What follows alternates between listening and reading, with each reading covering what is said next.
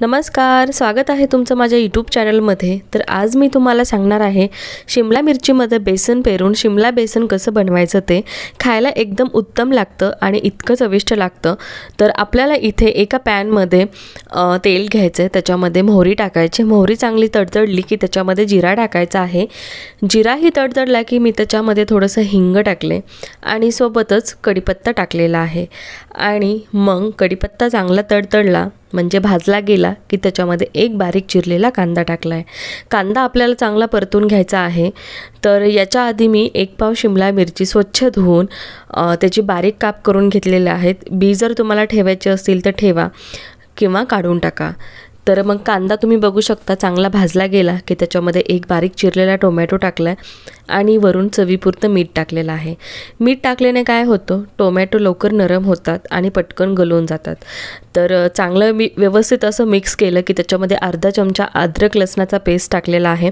सोबतच हळद, लाल तिखट, थोडी काश्मीरी लाल मिरची पावडर, धने जिरे पूड आणि बाकीचे जे गरम मसाला वगैरे आहे ते टाकला।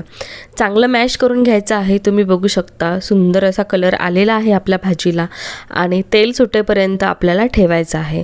तुम्हाला जर वाटत असेल की मसाला खूप कोरडा असेल तर एक ते 1.5 चमचा तुम्ही पाणी टाकू शकता आणि चांगलं भाजून घेऊ शकता। तेल सुटलेलं आहे आणि बारीक केलेली जी शिमला मिरची आहे, तुकडे केलेले तुम्ही बघू शकता किती छान तुकडे करून घेतलेले आहेत मी शिमला मिरचीचे। ते तेलामध्ये टाकलेले आहेत म्हणजे फोडणीमध्ये आणि आपल्याला चांगलं मिक्स करून घ्यायचं आहे आणि व्यवस्थित मिक्स केलं की त्याच्यावरती आपल्याला झाकून ठेवायचं आहे। तर ही भाजी जी शिकलेली आहे ती मी माझ्या नवऱ्याकडून शिकले, कारण की त्यांच्या इकडे ही भाजी खूप साऱ्या प्रमाणात बनली जाते आणि मी मराठवाड्याची आहे तर आमच्याकडे अशीच फक्त शिमला मिरचीची भाजी बनवली जाते।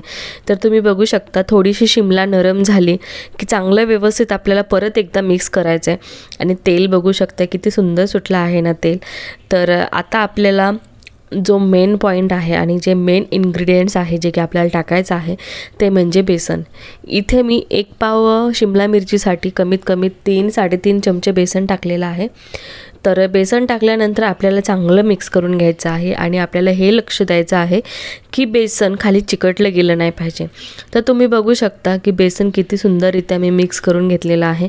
बेसन मिक्स झाले की त्याच्यावरती झाकून ठेवायचं आहे आणि झाकल्यानंतर मध्ये आपल्याला पाहायचं आहे बेसन चिकटलं आहे की नाही आहे। तर तुम्ही बघू शकता बेसन खाली काही चिकटलेलं नाही आहे आणि व्यवस्थित असं करपले। कधी काय होतं की बेसन करपलं जातं। तर आपली शिमला बेसन तयार आहे। कशी वाटली रेसिपी कॉमेंट करा।